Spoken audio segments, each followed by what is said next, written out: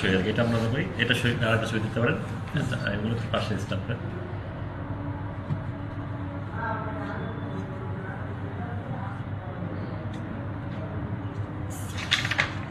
তোমাদের সাক্ষী সাক্ষ্য পরে করো।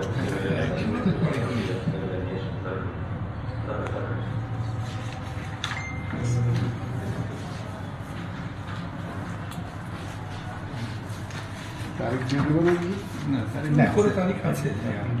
তারিখ দিয়ে ভালো, তারিখ দিয়ে না, শহীদ আলো সই নিচে তারিখ থাকা উচিত, তারিখ দিয়ে 30টা।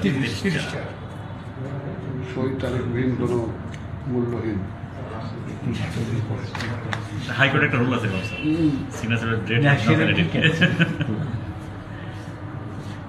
পুরোনো লয়াররা এরকম মানে এখন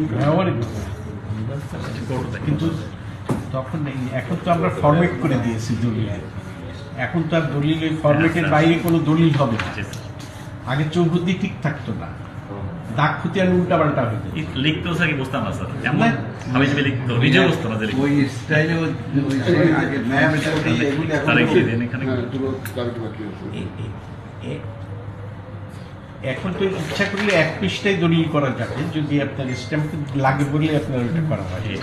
কিন্তু আপনার ফরম্যাটটা করে দেওয়া হয়েছে এমন ভাবে যার ভুল হওয়ার কোনো সম্ভাবনা নেই। ব্যাস। সাক্ষীরা স্বাক্ষর করা বসে সাক্ষীরা সই করো।